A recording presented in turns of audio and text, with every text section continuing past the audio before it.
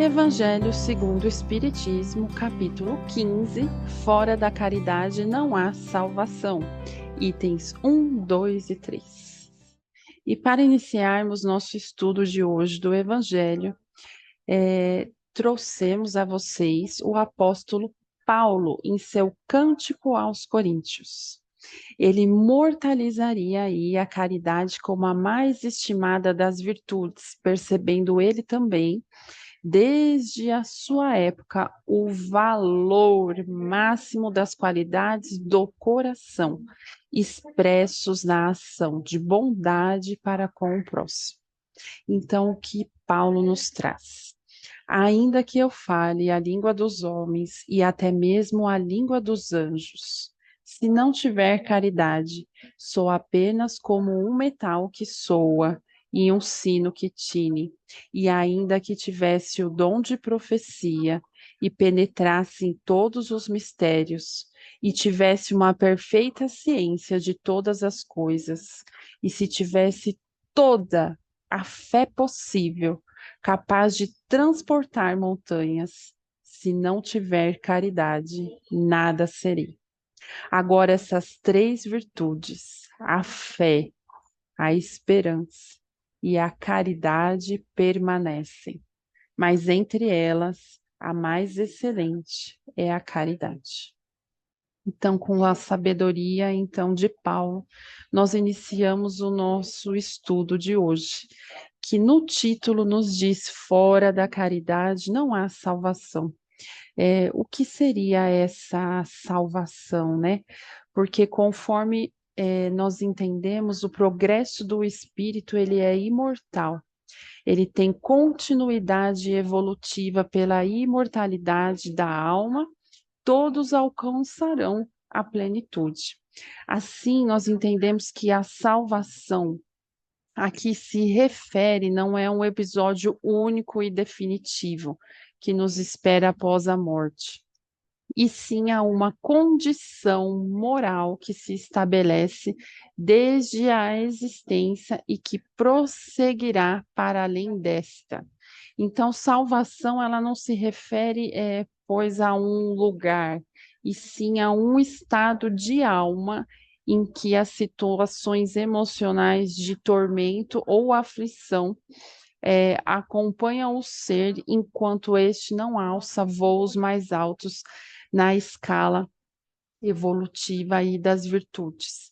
Então, você sair do inferno, do próprio isolamento, para o céu da cooperação, é salvar-se a si mesmo. E a parábola, então, do samaritano vem iniciar esse capítulo. Vai lá ler na íntegra, vai lá dar uma olhada. Jesus, na parábola do bom samaritano, ele divide as ovelhas à sua direita e os bodes à sua esquerda. E ele caracteriza as ovelhas com uma frase impactante. Ele começa: Vinde, benditos de meu Pai. Benditos de meu Pai, benditos de Deus. Destes de comer, tive sede, me destes de beber. Careci de teto e me hospedastes. Estive nu e me vestistes. Achei-me doente e me visitastes. Estive preso e me fostes ver. Esses são os benditos de meu Pai. Então, na parábola, responderão aos justos. Eles indagam para o entendimento da parábola, mas quando foi que eu vi o Senhor com fome? Quando foi que eu te dei de comer ou com sede? Questionam isso. E ele responde: Em verdade vos digo, todas as vezes que isso fizestes a um destes mais pequeninos dos meus irmãos, foi a mim mesmo que o fizestes. A imagem do Cristo está através daquele de quem recebe a caridade. Então eu enxergo aquele como meu irmão, como Jesus Cristo, como o meu próximo. A imagem do Pai está ali. E aí ele repudia os bodes, né, aqueles que estão à sua esquerda. E ele repete o mesmo trecho. Aí ele diz: Tive fome e não me destes de comer, tive sede e não me destes de beber. Precisei de teto e não me agasalhastes. Estive sem roupa e não me vestistes. Estive doente e no cárcere e não me visitastes. E aí tem a réplica da pergunta: quando foi que não te assistimos por um entendimento da parábola? Quando foi que o Senhor me pediu água e eu neguei? E ele responde: Em verdade vos digo, todas as vezes que faltastes com a assistência a um destes mais pequenos, deixastes de tê-la para comigo. Deixo de ter, de atender, de dar para com Jesus. E aí ele finaliza essa parábola dando um destino. E esses irão para o suplício eterno e os justos para a vida eterna. É uma alegoria. Eu tenho aí o sentido alegórico. Isso não é o final daquela evolução daquela alma. Ele apenas não podia se afastar das ideias correntes. Mas eu tenho aí, para um melhor entendimento, que isso é certo nesse ensinamento de Jesus, é que a ideia da felicidade é reservada ao justo e a da infelicidade que espera o mal. Então, no item 2, um doutor da lei levanta e indaga ao mestre. Mestre, que preciso fazer para possuir a vida eterna? Respondeu-lhe Jesus, que é o que está escrito na lei, que é o que lês nela. E ele responde: Amarás o Senhor teu Deus de todo o coração, de toda a tua alma, com todas as tuas forças e de todo o teu espírito, e a teu próximo como a ti mesmo. Disse-lhe Jesus: Respondeste muito bem. Faze isso e viverás. Serás útil para a espiritualidade. Serás útil ao teu próximo. Terás a vida eterna, plena. Viverá Jesus dentro de teu coração. Mas o homem, querendo parecer que era um justo, diz a Jesus: Quem é o meu próximo? E aí Jesus traz uma nova parábola, aonde um homem tinha sido roubado, né, por ladrões. Ele diz: cair em poder de ladrões, o despojaram, cobriram de ferimentos e se foram e o deixaram semi-morto. Sofreu uma grande violência. E aí, aquele homem caído no chão, isso, precisando de auxílio, passa por ele, um sacerdote, que é aquele, então, que nós temos uma imagem de praticar a caridade e ignora. Passa um levita, que levita é aquele que dedica serviço ao templo, deveria prestar a caridade e o ignora. Então passa um samaritano de Samarina que viajava, e aquele vê o homem, foi tocado por compaixão, e o auxilia, coloca em seu cavalo, leva a uma hospedaria, cuida dele e ainda paga para que ele fique hospedado, seja cuidado até se recuperar, e pede para a hospedaria mandar a conta que quando ele retornar, se houver mais gastos, ele vai pagar. Então, ele garante ali que aquela pessoa, aquele homem que sofreu violência, abuso, que estava perdido, seja cuidado. E aí vem a resposta aí no final da parábola: aquele que usou de misericórdia para com ele.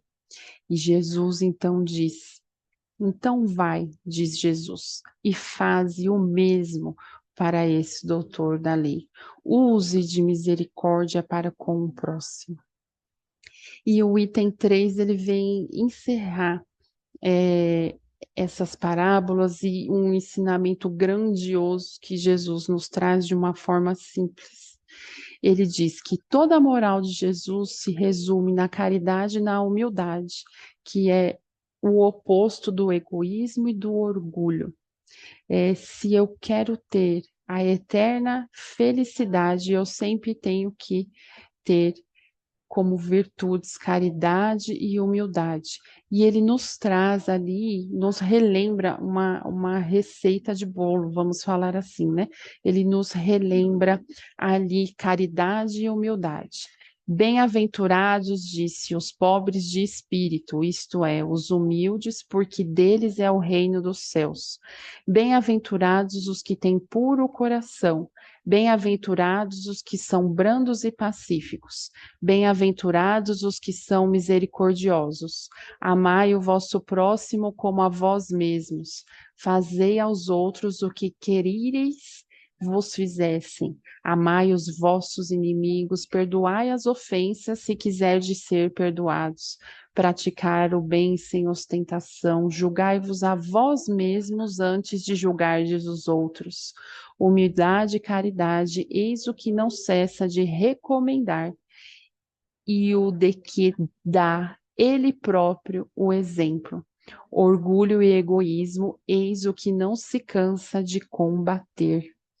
E não se limita a recomendar a caridade, põe-na claramente em termos explícitos como condição absoluta da felicidade futura. Então, Allan Kardec, através da psicografia aí dos espíritos, nesse item 3 traz novamente um resumo de todo ensinamento. Mas a pergunta que eu preciso fazer para vocês, porque está aqui no estudo depois desse evangelho, é, a pergunta final, né, desse estudo é aquela que você vai ouvir quando você partir e chegar e tiver que prestar conta das suas ações, das suas atitudes, de tudo que nós temos, nada levaremos. E essa é a pergunta que será feita quando nós chegarmos junto do Pai. É, a caridade foi praticada? Vós assististes ou vós fostes duros? Está nesse estudo do Evangelho. Você fez caridade? Sim. Você não fez caridade? Não. E por que que a caridade é uma condição para a salvação? Ela não é uma das condições para a salvação. É mais que isso. Ela é a única condição para a salvação. E por quê? Ali tem a resposta para nós. Porque para eu chegar na caridade, eu tenho que abranger as outras virtudes da humildade, da brandura, da benevolência, da indulgência, da justiça, do desprendimento, porque a caridade é a negação absoluta do orgulho e do egoísmo. E é somente através dela que alcançaremos a salvação. Mas veja que caridade e salvação, duas palavras impactantes. Mas você que está me assistindo, todos nós, a caridade está ao alcance de todos. Em diversas formas eu posso praticar a caridade comigo mesmo, a caridade no meu lar, com a minha família, a caridade com o próximo. Veja, o próximo é qualquer um. Então, quando eu levanto e saio da minha casa, A minha resposta, o meu falar, as minhas atitudes, o meu auxílio, o meu esforço para a resolução da causa do próximo são partes da caridade. Que Deus os abençoe grandemente e até o nosso próximo estudo do Evangelho.